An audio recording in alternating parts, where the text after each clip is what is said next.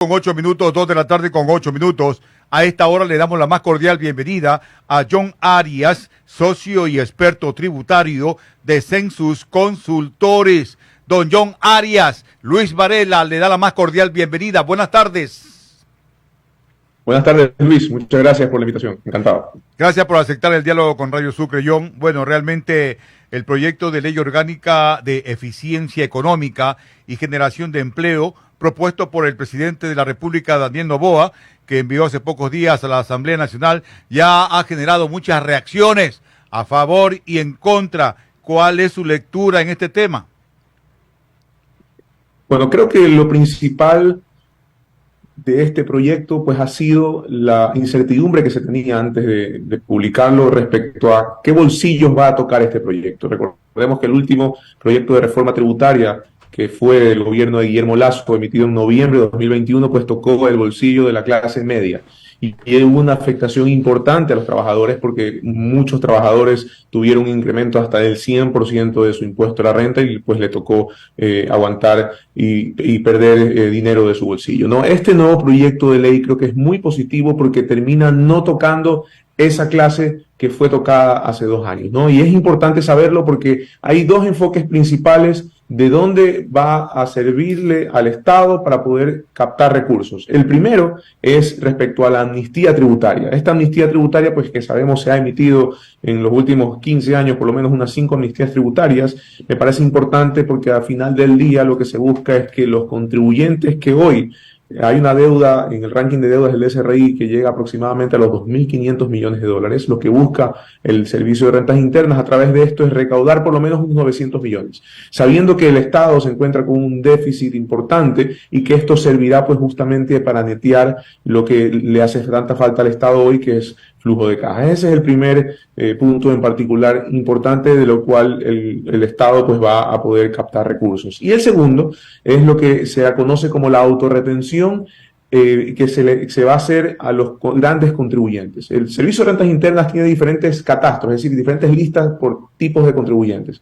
Hay una lista que es la que se conoce el catastro de grandes contribuyentes y es a la cual está afectando esta norma y están básicamente los 500 más grandes contribuyentes del país que venden diferentes tipos de productos, ¿no? Encontramos allá los bancos, encontramos a las tiendas, a los grandes supermercados y todas estas compañías, según la norma, van a estar en la obligación de pagar hasta un 3% de impuesto a la renta de manera mensual, ¿no? A diferencia de cómo sucedía en el día a día, unas compañías como de comida rápida, por ejemplo, que no les retenían nadie, pues recibían el 100% del dinero que al momento de vender sus productos, ahora van a autorretenerse con ese 3% y efectivamente a nivel económico es un valor muy importante. Solo para tener de referencia macro, estos 500 contribuyentes tienen ingresos del año 2022 por 75.000 millones de dólares. ¿Qué quiere decir eso? Que si ellos están en la obligación de pagar el 3% sobre el total de sus ingresos,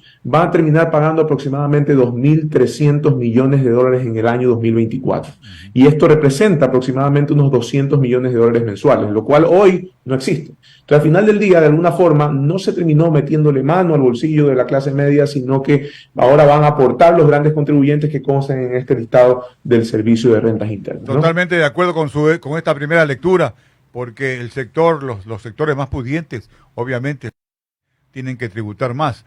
Pero en este tema de la reforma tributaria, también se dice que por la venta de una oficina o locales se pagaría impuestos a partir de enero del 2024 y ahora las personas naturales no pagan impuestos a la renta si venden su vivienda. La reforma del presidente Noboa plantea que solo podrán vender una vivienda cada 5 años sin tributar. ¿En qué consiste todo eso, mi querido?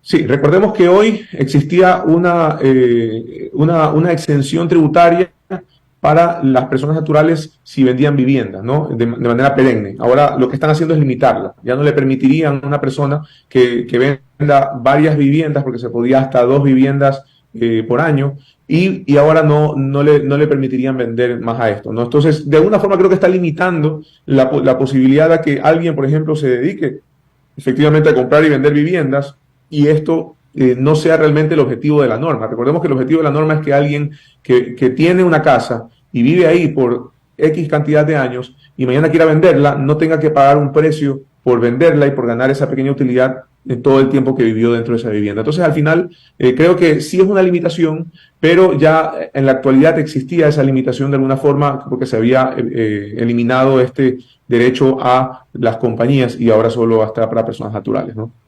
14 horas con 14 minutos, 2 de la tarde con 14 minutos. Hay más preguntas para usted, don John Arias. Gustavito. Buenas tardes, John Arias. Sería entonces que dentro de este proyecto de la ley orgánica serviría para cubrir el hueco fiscal en una medida, John, y lo otro, ¿y qué pasaría si este proyecto no es aprobado por la Asamblea? Bueno, como la pregunta uno, muchas gracias, Gustavo. Pues sí, efectivamente, como mencioné, en el cálculo macro que hemos hecho, si el Servicio de Rentas Internas le aplica este 3% a los grandes contribuyentes, va a obtener de manera inmediata, mensualmente, casi 200 millones de dólares adicionales a lo que hoy estaba recibiendo. Eso efectivamente es un flujo directo acá, ¿no? Y eso es importante porque para efectos de lo que han manifestado el ministro de Economía, pues están con un déficit, y no solo con un déficit, sino que en bancos tenían, me parece que dijo 180 millones o 80 millones, ¿no? Entonces, definitivamente esto es algo importante para efectos de poder cubrir esta falta de flujo de la caja fiscal, ¿no? Y respecto al segundo punto, pues efectivamente no tienen el tiempo para poder hacer cambios, ¿no? Recordemos que la norma tributaria, principalmente la de impuesto a la renta, debería publicarse antes del 31 de diciembre. Si no es así, todos los cambios de impuesto a la renta que constan en la norma no van a poder ser cambiados sino hasta el 2025. Por eso es que el presidente Daniel Noboa ha presentado el proyecto para que los 30 días se cumplan y logre la aprobación en la Asamblea. Si eso no se cumple dentro de los 30 días, es decir, si la Asamblea, por ejemplo, saca un informe donde hay observaciones y quieren cambiar ciertos artículos y se lo envían al presidente, ya no van a tener el impacto que se busca con la ley, porque ya no podría tener vigencia de los temas de cambios de impuesto a la renta en el año 2024, sino tendría que esperarse para el año 2025. Sí tendría efectos, por ejemplo, en temas de IVA, en temas de devolución de IVA, por ejemplo, que se habla sobre la devolución de IVA para el sector inmobiliario. Eso sí, como el IVA es un impuesto mensual, puede tener aplicación al mes siguiente, pero en temas de impuesto a la renta, por cómo lo establece la ley, entra en vigencia recién a partir del año siguiente. 14 horas con 16 minutos, 2 de la tarde con 16 minutos. Mi querido John Arias, le vamos a pedir que nos espere un segundito porque tenemos compromiso con nuestros auspiciantes y de inmediato regresamos con este importante diálogo. ¿Qué le parece? Sí, encantado, por supuesto. Vamos a la pausa, 14 con 16, volvemos.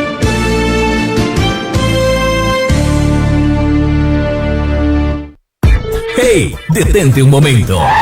Tenemos algo que te va a interesar. En Sucre Televisión, AM y FM, 700 kilociclos y 95.3, inicio de espacio publicitario.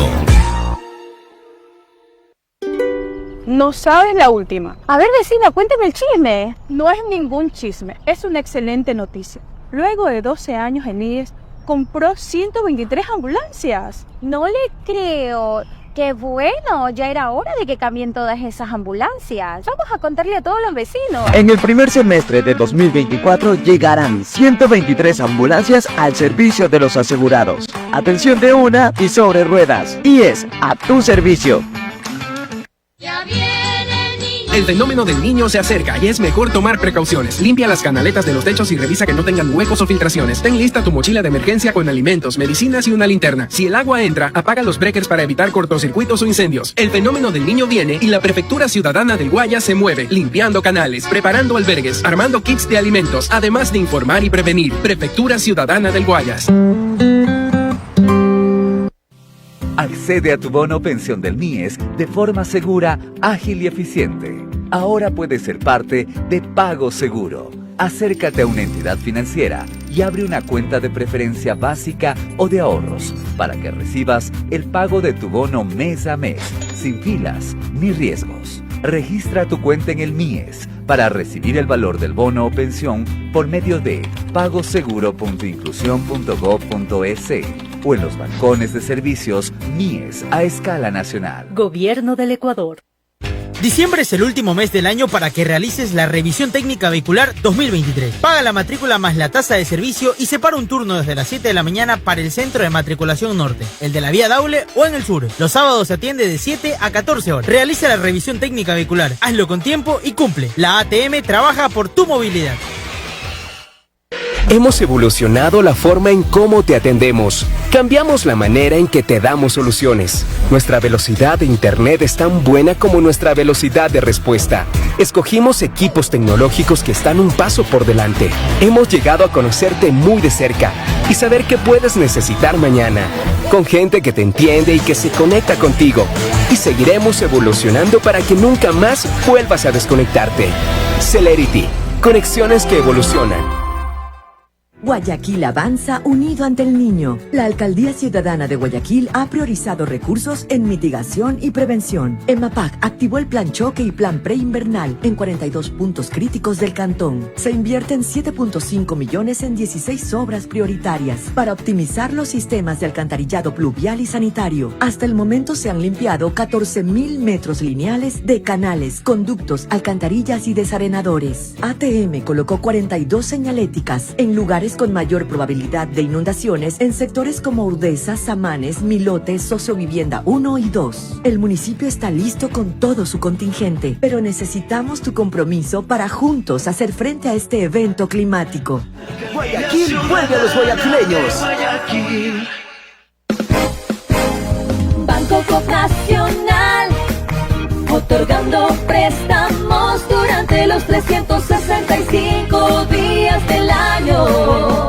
Banco Nacional, solucionando sus necesidades. Ahora somos tu Banco Coop Nacional, otorgando créditos inmediatos, sin cobrarle mantenimiento de cuenta. 45 años que su dinero ha estado seguro. Banco Coop Nacional le ayuda a cumplir sus sueños durante los 365 días del año. Banco Coop Nacional. Ya viene el niño. El fenómeno del niño se acerca y es mejor tomar precauciones. Limpia las canaletas de los techos y revisa que no tengan huecos o filtraciones. Ten lista tu mochila de emergencia con alimentos, medicinas y una linterna. Si el agua entra, apaga los breakers para evitar cortocircuitos o incendios. El fenómeno del niño viene y la Prefectura Ciudadana del Guayas se mueve, limpiando canales, preparando albergues, armando kits de alimentos, además de informar y prevenir. Prefectura Ciudadana del Guayas. Paga tus servicios básicos de luz, agua, teléfono e internet de manera segura y rápida en tu Banco del Barrio. Hay más de 18,000 puntos a nivel nacional. Encuentra el más cercano a ti en bancoguayaquil.com/barrio. Banco del Barrio de Banco Guayaquil. Señor conductor, ya no recorra tanto dentro de la ciudad. La súper más barata del mercado para tu vehículo la tiene Gasolinera Terpel Garita, de Quito y 1 de Mayo. Sí, lo escuchaste bien, Quito y 1 de Mayo, donde el cliente siempre tiene la razón. Gasolinera Terpel Garita de Quito y 1 de Mayo. Es un placer atenderte. Precio justo y la cantidad indicada. Aquí sabíamos lo que tú estabas buscando. En Sucre Televisión, AM y FM, 700 kilociclos y 95.3, fin de espacio publicitario. Son las 2:22. Son las 2:22. Radio Sucre, frecuencia 700 en amplitud modulada. Noticias para el mundo. Radio Sucre.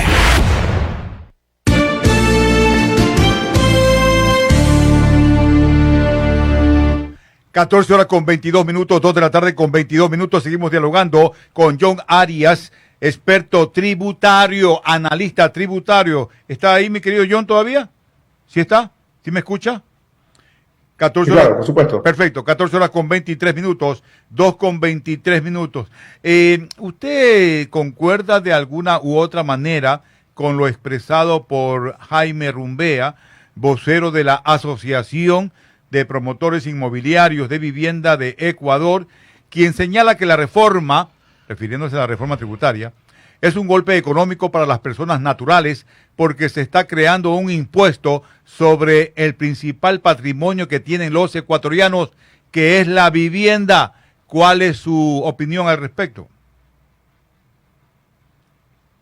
Bueno, en teoría lo que se podría afectar es la utilidad, no la vivienda, ¿no? Y eso va a depender mucho de las personas que tengan realmente viviendas y que busquen venderla y que ganen sobre algo de eso. No es el patrimonio en realidad, sino es solo sobre la utilidad. Y lo que hay que analizar ahí es, pues, si ya se está dejando la exención de una persona, de una venta por los siguientes 5 años, y una persona tiene varias viviendas, pues al final del día no es una afectación a la clase media baja, digamos, o a la clase media. La clase media o cualquier persona normalmente va a tener una vivienda, no va a tener más, salvo que efectivamente tenga una capacidad económica superior, pues y evidentemente tenga más viviendas, y lo que se está ahí imponiendo de alguna forma es un impuesto a la renta relacionado a esa utilidad, no al activo como tal. Pues si alguien compró una vivienda, sí. Sí, porque Rumbea señala que la devolución del IVA a la construcción, al sector de la construcción, que se plantea como incentivo en este proyecto, no tendría mayor efecto en el sector, lo dice Rumbea. ¿Qué dice usted? Bueno, no, ahí es importante saber que con eso lo que realmente va a pasar es que deben haber 2 desenlaces posteriores. El primero, ya sabiendo que los promotores inmobiliarios van a tener derecho a la devolución del IVA, que hoy es un costo y forma parte del costo de las viviendas que se venden, ellos deberían, como punto 1, deberían disminuir el precio de la vivienda, ¿no? Eso es así al final del día porque dentro del costo de una vivienda, digamos una vivienda de $100,000, dentro de esos $100,000 que se paga por una casa, incluye un costo de IVA que podría ser de $15,000, $10,000, digamos. Entonces, si esos $10,000 de IVA que incluyen en el costo de la vivienda que se compra, se los disminuye, porque ya no va a ser un costo para el empresario, no va a ser un costo para el promotor, sino que ya va a ser recuperable. Y eso debería provocar la disminución de la vivienda y por ende va a haber mayor acceso a las personas que quieran comprarlo. Ese es un desenlace que debería darse. Ahora, si no se hace ese desenlace, sino que se mantienen los precios de las viviendas, ahí sí estarían beneficiándose solo los promotores inmobiliarios y eso creo que no es el objetivo de la norma, ¿no? Porque no estaría bien, pues, que de alguna forma le estarían dando un beneficio adicional cuando al final del día esto lo que debería provocar es una disminución del precio. No hay confusión en la reforma porque Rumbea señala que espera que estas disposiciones se hayan incluido solo por error y que puede ser corregido por la misma asamblea, mi querido John.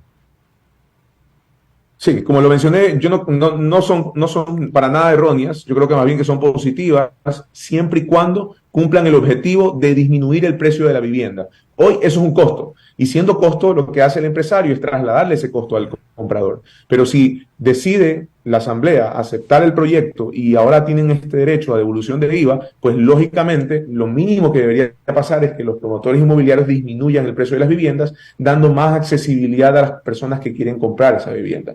O en su defecto, si efectivamente los empresarios deciden no disminuir los precios de la vivienda, pues sí habría una afectación directa a los ciudadanos porque esto de aquí ya podrían recuperarlo los promotores inmobiliarios, ¿no? En conclusión, John, ¿la reforma tributaria no es inflacionaria a su criterio o sí? No, en lo absoluto. Lo que sí quita un poco, como te mencioné al inicio, es flujo a las grandes contribuyentes. Hay que ver cómo esos grandes contribuyentes van a cubrir ese hueco que ahora del Estado, que tiene ese hueco de flujo de caja, pues lo está traspasando de alguna forma a estos grandes contribuyentes y ellos van a ser los que van a tener que ver cómo maniobrar para lograr evitar pues que llegue a afectarlos realmente, ¿no? En el día a día. John, y también, ¿por qué no enfocarse por otro lado para tener otros tributos y que vayan a cubrir ese hueco fiscal? Por ejemplo, en el tema de aduanas, en el tema, y sobre todo lo que ingresa en estos meses, el contrabando, puede por ahí también tener otros recursos adicionales en el control definitivamente de aduana, John Arias. Sí, en el tema aduanero sí hay un cambio y es que han aumentado la base imponible para calcular los derechos arancelarios. Este cambio se había hecho a partir de noviembre de 2021. El presidente Guillermo Lasso, dentro de la reforma, quitó el flete, es decir, el transporte, lo que pagan los importadores, lo que pagan como transporte, eso ya no se consideraba como la base imponible. La base imponible es el valor por el cual se calculan todos los impuestos. Y en el gobierno de Guillermo Lasso, en noviembre de 2021, se decidió sacar el transporte como la base imponible para poder calcular impuestos. Hoy la reforma está incluyendo nuevamente el flete, lo que quiere decir que al final sí, por ejemplo, hoy yo traigo un contenedor cuyo costo es $100,000 y el transporte cuesta $20,000, hoy, sin reforma, solo calculo los impuestos de los $100,000. Pero mañana con la nueva reforma, ahora ya no va a ser 100,000, sino va a ser 120,000 por el transporte que me cuesta 20,000. Entonces, claro, como la base va a ser mayor, los impuestos que se van a calcular sobre esa base van a ser mayores y sí va a haber una recaudación directa en este aumento de la base imponible. No están aumentando los impuestos, es decir, no están cobrando más a nivel porcentual, pero sí están cambiando la base y eso va a provocar un cobro adicional impositivo. Perfecto, mi querido John. En conclusión, ¿va a haber impacto, habría un impacto a los ecuatorianos con esta reforma de llegar a aprobársela? Clase media, clase baja, no han tocado los bolsillos, creo en términos muy generales, puede ser que algo en el tema de las viviendas, pero creo que eso no va a afectar realmente a la ciudadanía, sino a las personas que tienen más. Entonces, definitivamente no es un proyecto de ley enfocado a quitarle la plata del bolsillo al ciudadano de a pie, sino quitársela a los grandes contribuyentes. Qué bueno, enhorabuena. Gracias, mi querido John Arias, por esta consulta, socio y experto tributario de Census Consultores. Mi querido John, un abrazo y en cualquier otro momento lo estaremos molestando. Muchas gracias, encantado cuando quieran. Fuerte abrazo.